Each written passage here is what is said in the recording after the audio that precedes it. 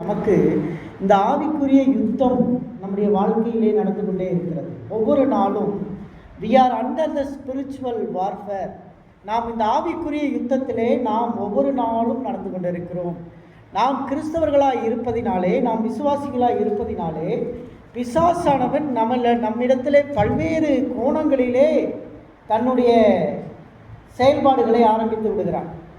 எந்த இடத்தில் எப்படி வருவான் என்று தெரியாது. ஆனால் அவன் பல்வேறு கோணங்களிலே நம்மை சோதிக்கிறவனாக இருக்கிறதை நாம் பார்க்கிறோம். அப்படியாக நமக்கு இருக்கும் போராட்டங்கள் இது ஆவிக்குரிய போராட்டம் என்று எபேசியர் 6ஆம் அதிகாரம் 11-12 வசனங்களை யாராவது ஒருவர் வாசியுங்கள். எபேசியர் 6. பிசாசின் தந்திரங்களோடு எதிர்த்து நிற்க திராணி உள்ளவர்களாய் தேவனுடைய சர்வாயுத வர்க்கத்தையும் தரித்து கொள்ளுங்கள்.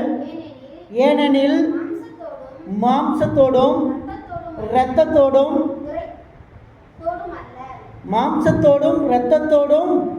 அல்ல, துரைத்தனங்களோடும் அதிகாரங்களோடும் இப்பிரபஞ்சத்தின் அந்தகார லோகாதிபதிகளோடு மட்டுமே நமக்கு போராட்டங்கள் உண்டு. அல்லேலூயா, அல்லேலூயா. அருமையான தேவனுடைய பிள்ளைகளே, தேவனுடைய சர்வாயுத வர்க்கத்தை தரித்துக் கொள்ளுங்கள். பொல்லாங்கானன் நம்மளை பார்த்து எந்த இடத்துல எப்படி பிரச்சனை பண்ணணும் அவன் ரெடியாக இருப்பான். நம்ம எச்சரிக்கையாக இருக்கணும். நம்ம குடும்பத்தில் கூட நமக்குள்ள மாம்சத்தோடு இரத்தத்தோடு நமக்கு போராட்டம் அல்ல.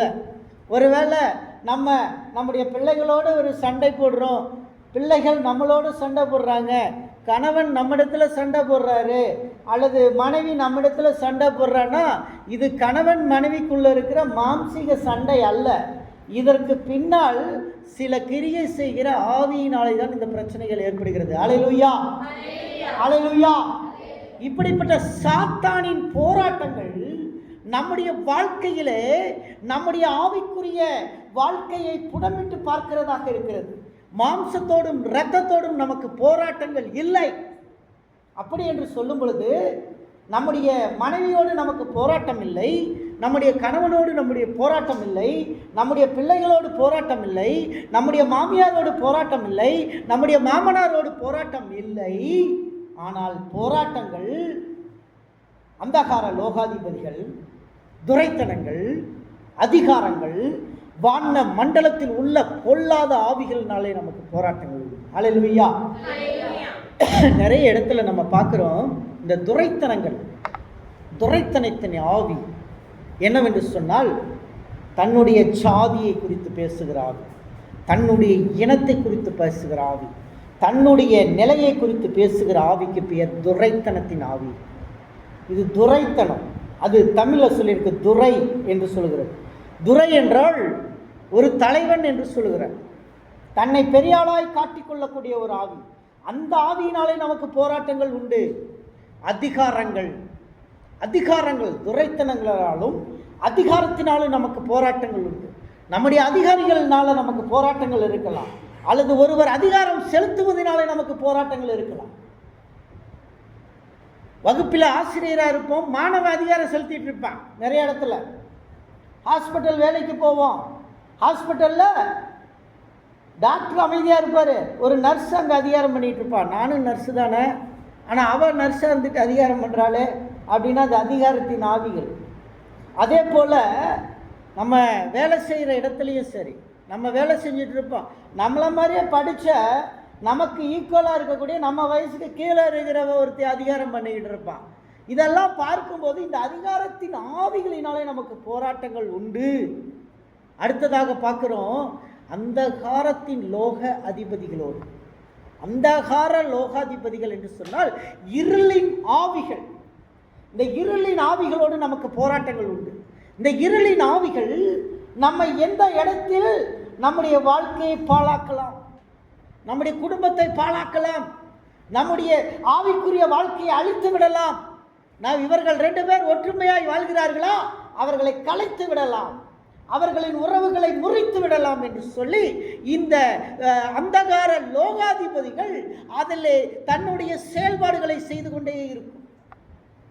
இப்படிப்பட்டவைகளில் நாம் எச்சரிக்கை உள்ளவர்களாக இருக்கணும். ஆவிக்குரியவர்களே, ஆவிக்குரிய போராட்டம் என்பது சாதாரணமானதல்ல. மாம்சத்தோடும் இரத்தத்தோடும் போராட்டம் அல்ல. நம்முடைய மாமிசம் தான் நம் பிள்ளைகளுக்கு இருக்கிறது. நம்முடைய இரத்தம் தான் நம்முடைய மனைவியின் உடலில் ஓடிக்கொண்டிருக்கிறது. ஆனால் இந்த மாம்சத்தோடும் இரத்தத்தோடும் போராட்டம் அல்ல. ஆனால் அதற்கு பின்னால் இருக்கும் ஆவிகளுடைய நமக்கு போராட்டங்கள் உண்டு. அல்லேலூயா, அல்லேலூயா.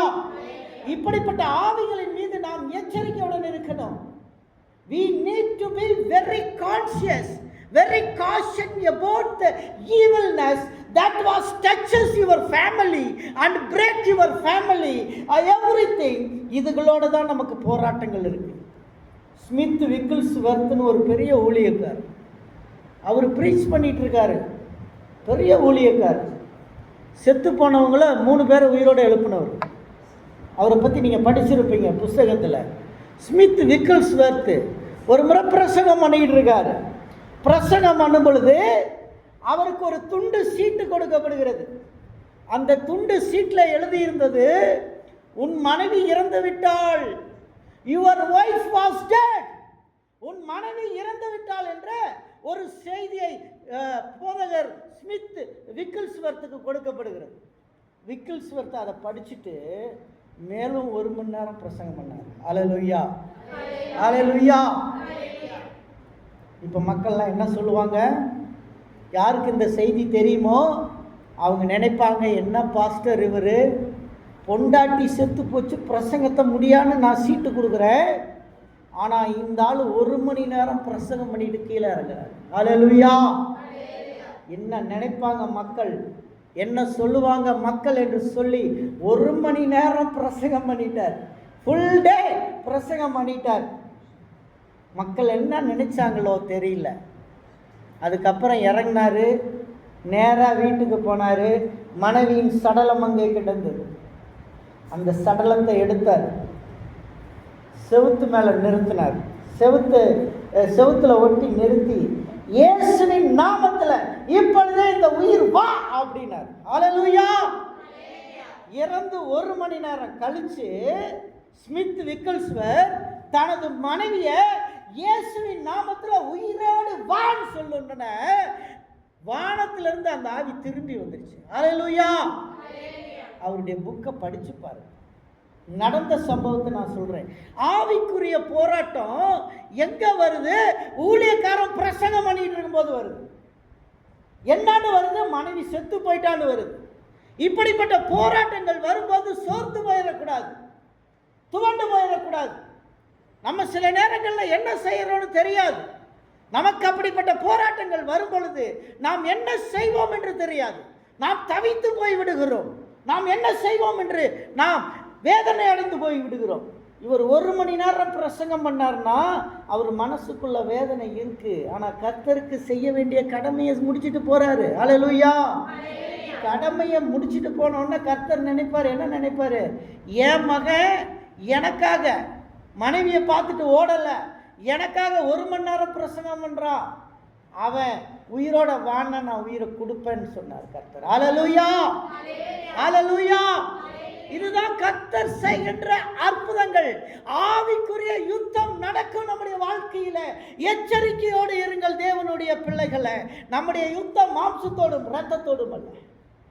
துரைத்தனங்கள், அதிகாரங்கள், வானம் மண்டலத்தில் உள்ள பொல்லாத ஆவிகள், அந்தகார லோகாதிபதிகளின் சேனைகளோடுமே நமக்கு போராட்டங்கள் உண்டு.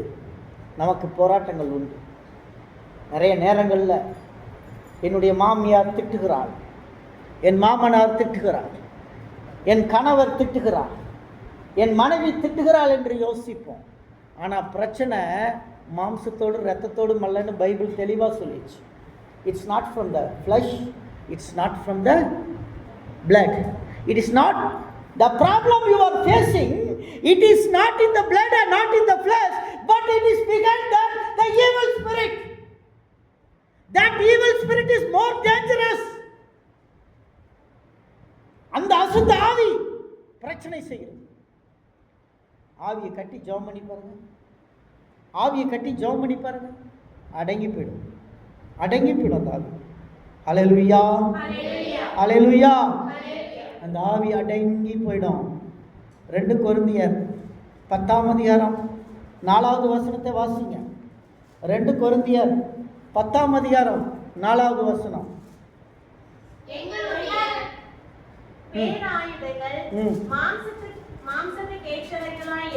பேராயுதமா போராயுதமா?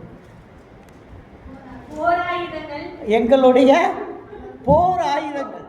பேராயுதம் அல்ல, போராயுதங்கள். போராயுதங்கள் என்னன்னா மாம்சத்துக்கு ஏற்றவைகளா இராம அறங்களை நிர்மூலமாக்குகிறதற்கு தேவ பலமுள்ளதாய் இருக்கிறது. அவைகளால் நாங்கள் தர்க்கங்களையும் தேவனை அறிகிற அறிவிற்கு விரோதமாய் எழும்புகிற எல்லா மேட்டிமையையும் நிர்மூலமாக்குவோம். அல்லேலூயா, அல்லேலூயா. தர்க்கங்கள், வாக்குவாதங்கள், சண்டைகள், தேவனை அறிகின்ற அறிவிலிருந்து நாம் விலகி வருகின்ற காரியங்களை தேவ பிள்ளைகள் நாம் இன்றைக்கு இந்த செய்தியை கேட்டுக்கொண்டிருக்கிற நேரத்தில் இந்த இடத்துல நம்ம நிர்மூலமாக்குவோம். அல்லேலூயா. இன்னைக்கு நான் நிற்கிறேன், நான் நிர்மூலமாக்குகிறேன். உட்கார்ந்து இருக்கிற நீங்கள் நிர்மூலமாக்குங்கள். தேவனுக்கு முன்பாக இன்றைக்கு இந்த இடத்துல அதை நிர்மூலம் பண்ணுங்க. தர்க்கங்கள், வீண் வாக்குவாதங்கள், ஆகாத சம்பாஷணை நல் ஒழுக்கங்களை கெடுக்கும். அருமையான தேவனுடைய பிள்ளைகளை, தாவீதுக்கு சவுலுக்கும் நடந்தது spiritual warfare. Spiritual warfare. Saul ஒரு பேரரசன். அடுத்த பேரரசனா தாவீது வந்துடுவான்னு தெரியும். அவனை எப்படியாவது அழிக்கணும்னு சொல்லி முயற்சி பண்ணிக்கிட்டே இருக்கான். அவனை எப்படியாவது அழிச்சிடலாம், தாவீதை விடக்கூடாதுன்னு சொல்லி பின்தொடர்ந்து போய்கிட்டே இருந்தான். நிறைய தலைவர்கிட்ட இந்த கேரக்டர்ஸ் இருக்கும், மெனி லீடர்ஸ் கிட்ட இருக்கும். நீ அடுத்த தலைவனா இவன் வந்துடுவான், இவனை விடக்கூடாது, இவனை பின்னாடியே அழிச்சிடணும் அப்படின்னு. இப்போ ரீசெண்டாக கரூரில் ஒரு ஸ்டாம்பேட் நடந்துச்சு. 41 பேர் செத்து போயிட்டாங்க. அந்த கூட்டத்திற்கு வந்த தலைவரை காணோம். ஆனால் ஒரு பொறுப்புள்ள ஒரு முதலமைச்சர் ஒரு பொறுப்பான ஒரு வார்த்தை சொன்னார். எத்தனை பேர் அதை கவனிச்சிங்கன்னு தெரியல. அந்த இடத்துல அவர் அந்த முதலமைச்சர் நினைத்திருந்தால் யார்னால அந்த 41 பேர் மரித்தார்களோ அந்த மனிதனை ஒரே நிமிஷத்தில் ஒரே வார்த்தையில் அழிச்சிருக்க முடியும். ஆனால் அவர் ஒரு பொறுப்புள்ள முதலமைச்சராக சொன்னார், எந்த தலைவனும் தான் தொண்டர்கள் இறப்பதை விரும்ப மாட்டான்னு ஒரு வார்த்தை சொன்னார். நீங்கள் அதை கேட்டீங்களா தெரியாது. எந்த தலைவனும் தான் தொண்டர்கள் இறப்பதை விரும்ப மாட்டான்னு சொன்னார். இதுதாங்க ஸ்பிரிச்சுவல் வார்ஃபேருக்கு ஒரு பெரிய காரியமாக இருக்குது. தாவீது பின்தொடர்ந்து போகிறான் சவுல். அவனால் உட்கார முடியல.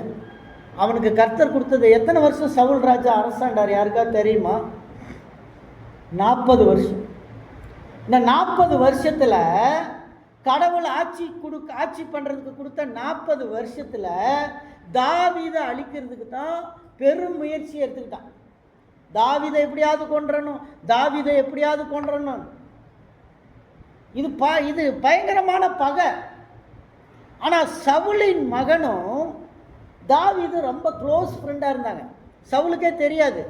2 பேரும் நல்ல நேசம் பாசத்தோட 2 பேரும் நல்ல குட் ஃப்ரெண்டாக வாழ்ந்தாங்க வாழ்க்கையில். தாவீது கூட கர்த்தர் இருந்தார் பாருங்க. இந்த அரசன் சுற்றி வரும்போதெல்லாம் ஒரு இராணுவமே இவனை தொலைவுது. ஒரு நாட்டினுடைய இராணுவம் எவ்வளோ பவர்ஃபுல்னு நம்ம பார்த்துக்குவோம். அந்த இராணுவம் இவனை தொலைவுது.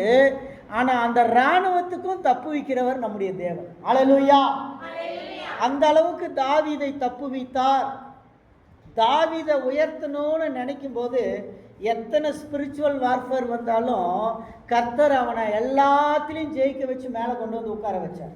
இன்னைக்கு உன்னுடைய வாழ்க்கையில் நிறைய ஸ்பிரிச்சுவல் வார்ஃபேர் வரும், ஆவிக்குரிய யுத்தம் வரும். அந்த யுத்தத்தில் எல்லாம் உனக்குன்னு என்ன ஆசீர்வாதத்தை கர்த்தர் கொடுக்க விரும்புகிறாரோ அந்த ஆசீர்வாதம் தடையில்லாம உன்னை மேல உட்கார வைப்பாங்க. அல்லேலூயா, அல்லேலூயா. இதுதான் கர்த்தர் நடத்துகிற காரியமாக இருக்கிறது. 1 பேதுரு 5ஆம் அதிகாரம் 8வது வசனத்தை வாசிங்க. 1 பேதுரு 5:8.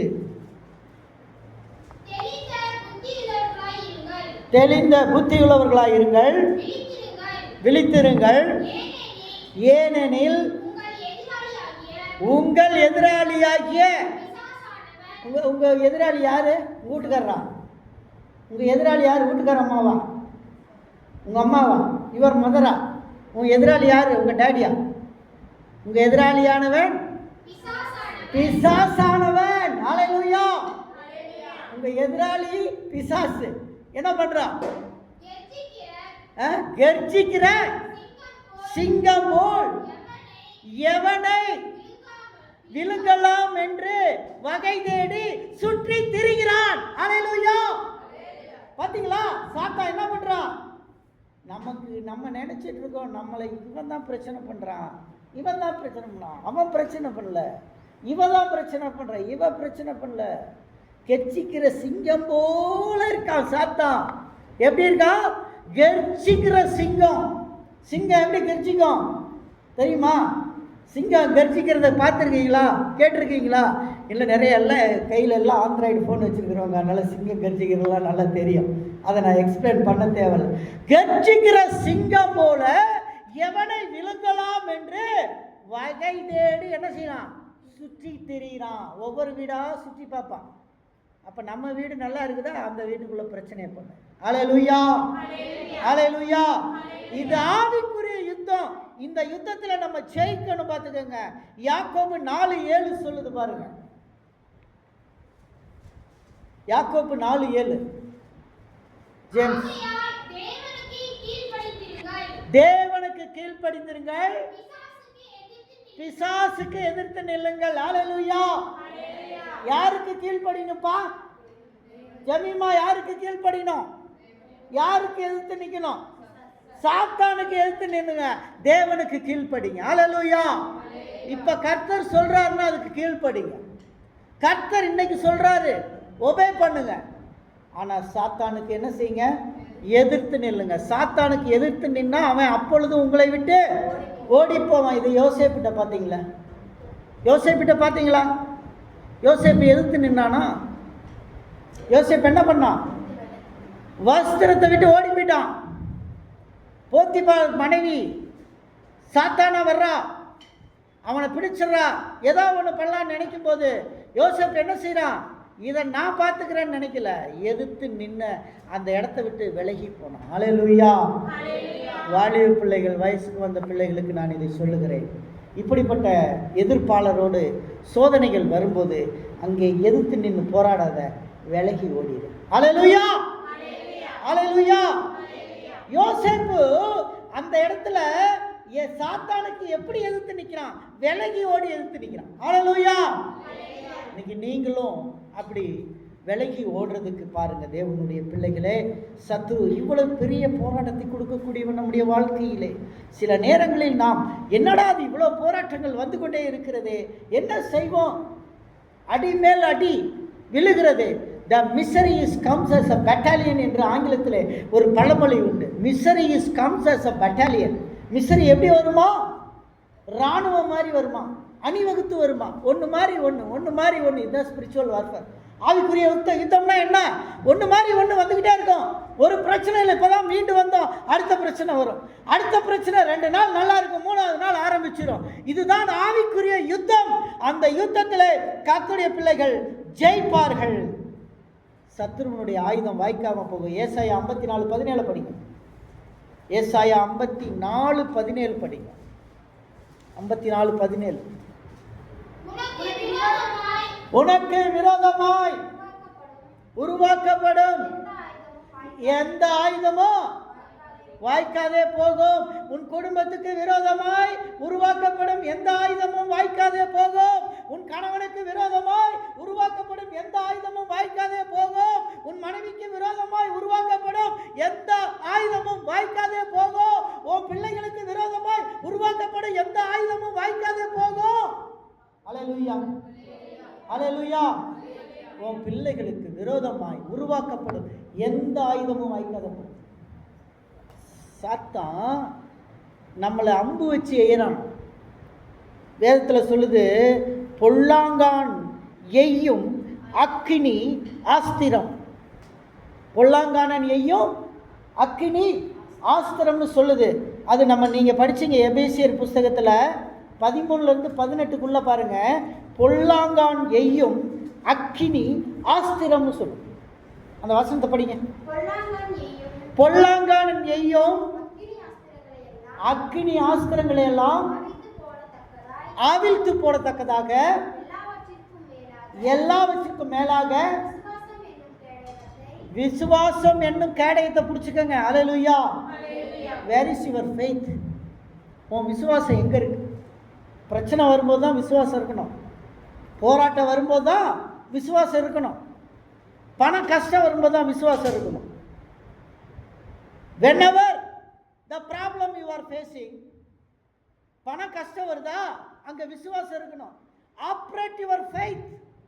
when you are facing in a family problem, when you are facing in a financial crisis, you operate your faith. அது ஒரு கேடகம்னு சொல்லுது. நமக்கு என்னது கேடகம்? யுத்த வீரனுக்கு கேடகம் எதுக்கு பயனாகுது? எதுக்கு பயனாகுது? அம்பு எய்யும் போது தடுக்கிறதுக்கு எது பயன்படுது? கேடகம். ஒரு யுத்த வீரனை குறித்து தான் நம்ம ஆவிக்குரிய யுத்தத்தில் நம்ம பேசிக்கிட்டு இருக்கிறோம். ஆண்டவரும் பைபிளும் அதை பற்றி தான் பேசுது. நம்மளையெல்லாம் ஒரு வாரியராக தான் பேசுகிறார். நம்மெல்லாம் ஒரு யுத்த வீரர்களாக தான் கர்த்தர் பேசுகிறார். நம்மெல்லாம் இயேசுவின் சேனையில், இயேசுவின் ராஜ்யத்தில் நம்மெல்லாம் ஒரு யுத்த வீரர்கள், வீராங்கனைகள்.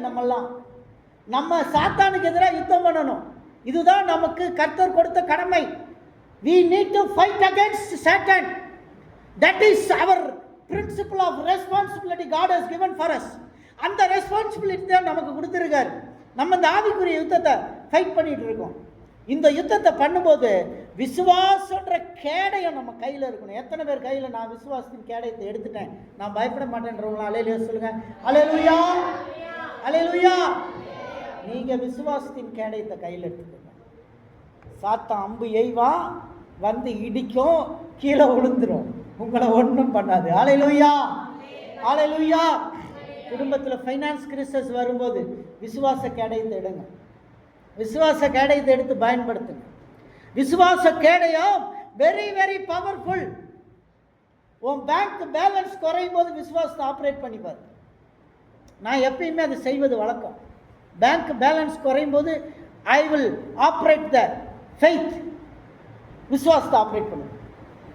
அந்த விசுவாசத்தை ஆப்ரேட் பண்ணும்போது பேங்க் பேலன்ஸ்க்குள்ளே வந்துடும். நம்ம விசுவாசத்தெல்லாம் ஆப்ரேட் பண்ணுறது கிடையாது. பேங்க் பேலன்ஸ் குறைஞ்சா எங்கே போயிடுறோம்? மாம்சத்தோடு ரத்தத்தோடு போராட்டம். அல்லேலூயா, அல்லேலூயா. மாம்சத்தோடு ரத்தத்தோடு போராட்டம். ராகேல் மாதிரி பிள்ளைய கூட இல்லையல் சாகிறேன். அல்லேலூயா. ராகேல் என்ன செஞ்சா? கணவன்கிட்ட போய் பிள்ளைய கூட இல்லைன்னா சாகுறேன், பிள்ளைய கூட இல்லைன்னா சாகுறேன். அவன் சொன்னா, நானா உன் கர்ப்பத்தை அடைச்சி வச்சிருக்கேன், அவர் இல்லவா அடைச்சி வச்சிருக்காரு. அல்லேலூயா, அல்லேலூயா. Operate the faith first, then your account balance will be high. பணம் குறைவாகும் போது உன்னுடைய ஃபெய்த் ஆப்ரேட் பண்ணு. Don't argue with your husband, don't argue with your wife. If you argue with your wife, do not rather than operate your faith. You lost your faith. You lost the relationship in between God and you. You need to restore. You make abundant, abide and stand before the faith. நீ விசுவாசத்தில் நிற்கணும். தேவ பிள்ளையே, finance crisis வரும்போது விசுவாசத்தை operate பண்ணிப்பார். when you are sick, you operate the faith. விசுவாசத்தை operate பண்ணு. விசுவாசத்தை நீ ஆப்ரேட் பண்ணிப்பாரு. மார்க் நிறையா வேணும், ஃபர்ஸ்ட் ரேங்க் வாங்கணும், விசுவாசத்தை ஆப்ரேட் பண்ணு. when you operate the faith, your mark is the first rank holder போயிடுவேன். நல்ல மார்க் வாங்கணும், விசுவாசத்தை ஆப்ரேட் பண்ணு. where is your faith? you keep to operate your faith. when the need will come, whatever need it should be, whatever the need, whether it is a big need or small need, each and everyone have a different type of needs. நம்ம எல்லாருக்கும் ஒவ்வொரு NEET தேவைகள் உண்டு. விசுவாசத்தை operate பண்ணி பாருங்க. If you operate your faith by faith, விசுவாசத்தோட நீங்க ஆப்ரேட் பண்ணி பாருங்க, your finance will be all right, your sickness will be all right, all the sick and disease will be all right, all your enemy will be all right. Hallelujah, hallelujah. அதனால முதல்ல விசுவாசத்தை operate பண்ணுங்க தேவனுடைய பிள்ளைகளே. விசுவாசம் ரொம்ப முக்கியமானது, அதை ஆப்ரேட் பண்ணுங்க. அந்த வசனத்தில் இன்னொன்று சொல்லுது, என்னது? விசுவாசம் என்னும்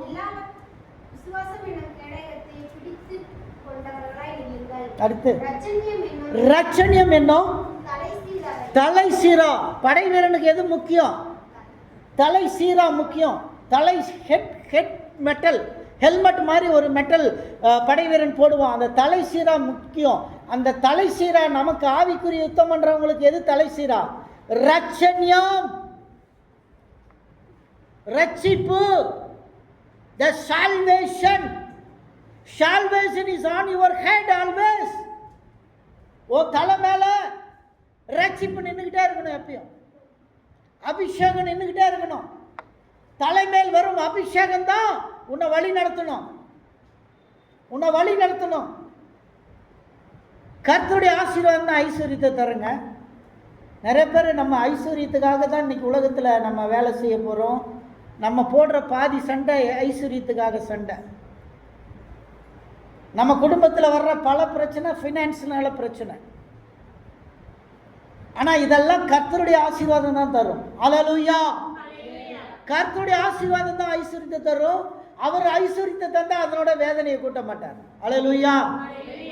கர்த்தருடைய ஆசீர்வாதம் ஐஸ்வர்யத்தை தருமா, அந்த ஐஸ்வர்யம் அவரே கொடுத்தாருன்னா அதோட வேதனையை கொடுக்க மாட்டார். அல்லேலூயா. இன்னைக்கு நீங்க யாருக்கிட்ட கேட்டுக்கிறீங்க? Don't ask any human. மனிதனை நம்புவதை விட்டு விடுங்கள், எண்ணப்படுவதற்கு அவன் ஏமாத்திடும். Don't believe on any man. Don't believe on your husband. Don't believe on your wife. Don't believe on your children. Don't believe on your daddy or mommy. You believe on Jesus. Hallelujah. நீ கர்த்தரை நம்புப்பா, கர்த்தரை நம்பு. நீ கர்த்தரை நம்பும்போது எல்லாம் வாய்க்கும், எல்லாத்தையும் கர்த்தர் நடத்துவார். ஆவிக்குரிய யுத்தத்தில் இருக்க. You are fight in a battle. நீ என்னைக்கு ரட்சிக்கப்பட்ட ஞானஸ்தானம் எடுத்தையோ அன்னைக்கே பேட்டல் ஆரம்பிச்சிருச்சு. யுத்த வீரன் எப்பயும் கத்தியும் தலை சீராயும் வச்சுக்கிட்டு கேடயத்தையும் வச்சுட்டு ரெடியா இருக்கணும். அல்லேலூயா, அல்லேலூயா. அடுத்தது என்ன சொல்லுது? ரட்சணி என்ன தலை சீரா?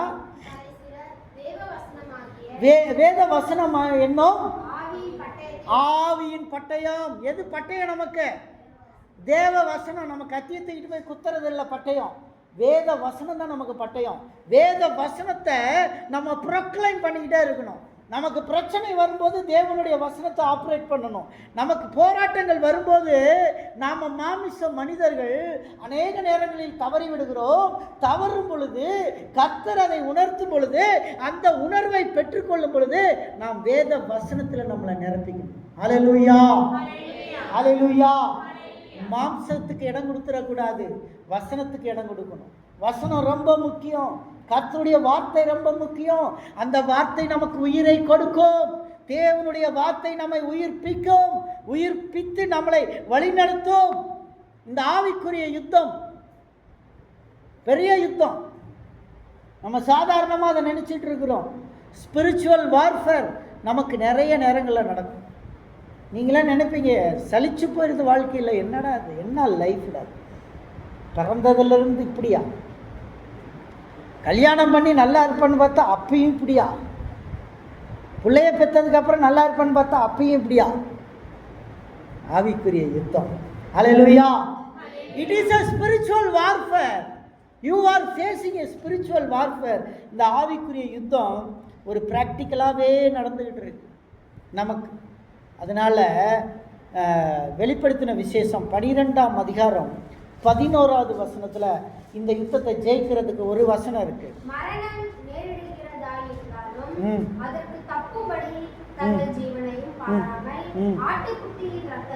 ஆட்டுக்குட்டியின் இரத்தத்தினாலும் சாட்சியின் வசனத்தினாலும் அவனை ஜெயித்தார்கள். அவன்னா யாரு? பிசாசை எப்படி ஜெயிச்சோம்? ஆட்டுக்குட்டியின் ரத்தம். எந்த ஆட்டுக்குட்டி? தேவ ஆட்டுக்குட்டியின் ரத்தம். ஏசப்பா, உம்முடைய ரத்தம் என் கணவன் மேல இறங்கட்டும், உம்முடைய ரத்தம் என் பிள்ளைகள் மேல இறங்கட்டும், உம்முடைய ரத்தம் என் மனைவி மேல இறங்கட்டும், உம்முடைய ரத்தம் என் மாமியார் மாமனார் மேல இறங்கட்டும், உம்முடைய ரத்தம் இறங்கட்டும். அவங்க ரட்சிக்கப்படாதவங்களா இருக்காங்க, அவங்க மேல போய் நம்ம ஆட்டுக்குட்டியின் ரத்தத்தை சிந்தலாமா? ரட்சிக்கப்படாதவங்களுக்கு.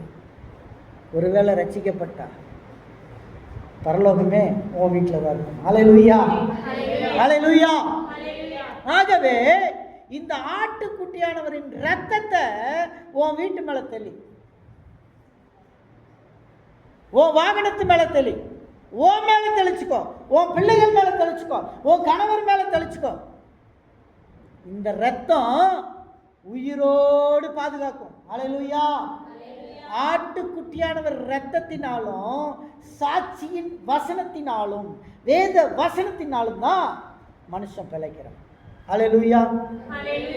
ஏசப்பா என்ன சொன்னார்? சாத்தான் சோதிக்கும் போது, இந்த கல்லெல்லாம் ரொட்டியாக்கி நீங்க சாப்பிட வேண்டியதானே, இந்த கல்லெல்லாம் ரொட்டியாக்கி நீங்க சாப்பிட வேண்டியதானே.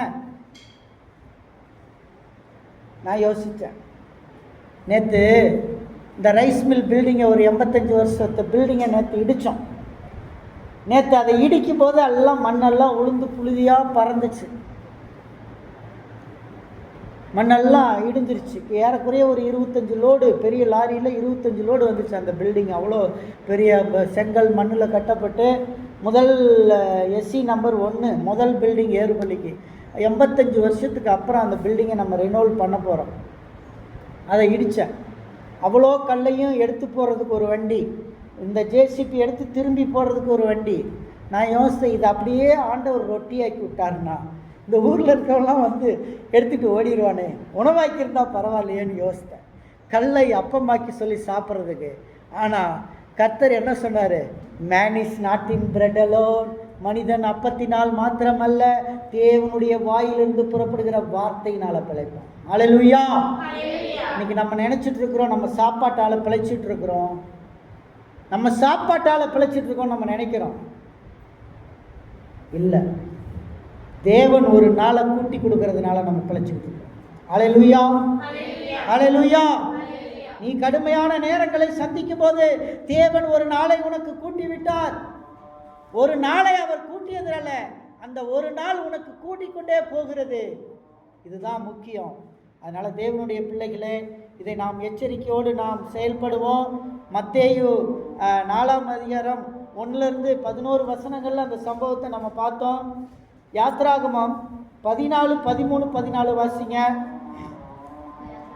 14ஆம் அதிகாரம் 13, 14வது வசனம். அப்பொழுது மோசே ஜனங்களை நோக்கி, பயப்படாதீர்கள், நீங்கள் நின்று கொண்டு கர்த்தர் உங்களுக்கு செய்யும் ரட்சிப்பை பாருங்கள். ஹல்லேலூயா. கர்த்தர் உங்களுக்கு செய்ய போற ரட்சிப்பை பாருங்க.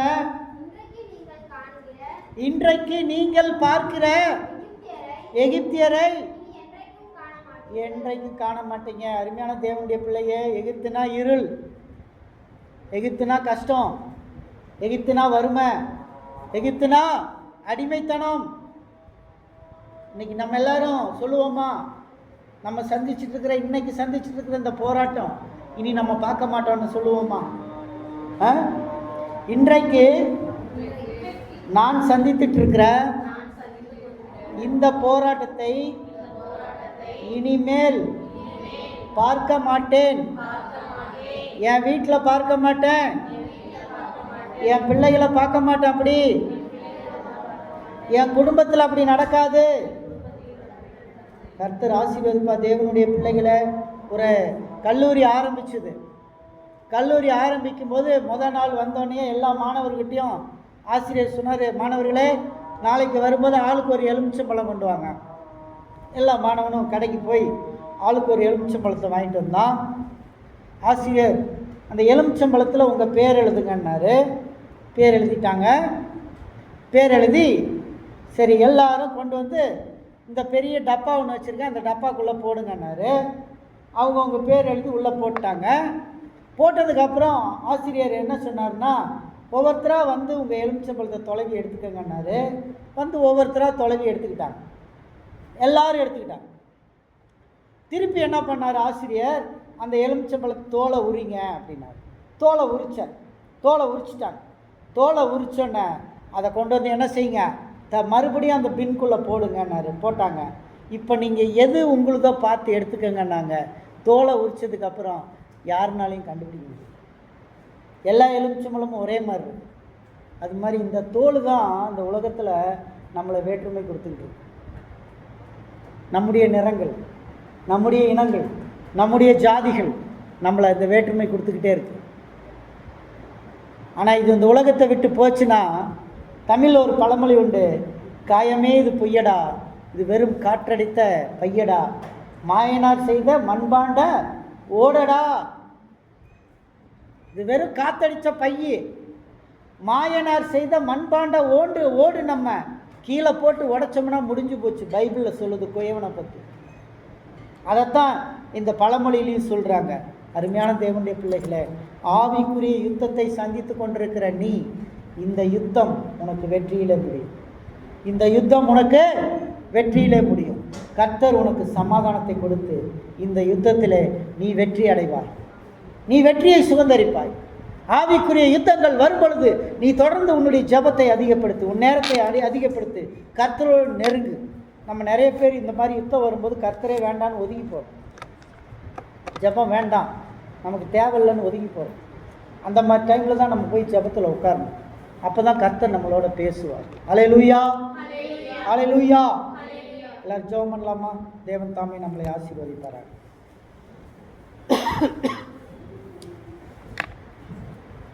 அன்பின் கர்த்தாவே, இந்த ஆவிக்குரிய யுத்தத்தில் எங்கள் பிள்ளைங்க ஜெயிக்கிறதுக்கு திராணியை கொடுங்கப்பா. இந்த ஸ்பிரிச்சுவல் வார்ஃபேரில் எங்கள் பிள்ளைங்க வின் பண்ணட்டும். இந்த ரேஸை ஜெயிக்கிட்டான் கர்த்தாவே.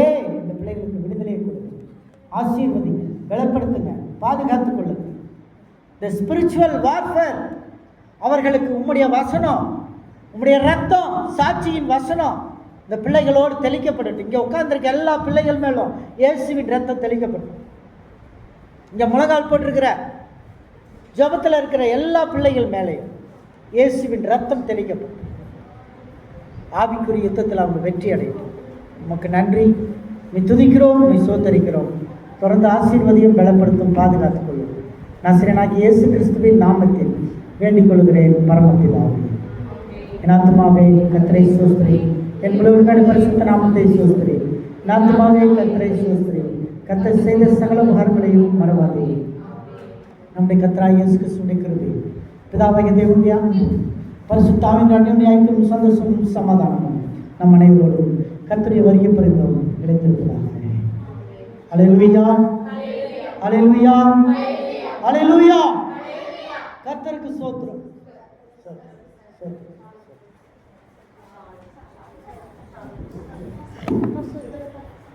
ஸ்பிரிச்சுவல் வார்ஃபேரில் ஜெயிக்கட்டும்.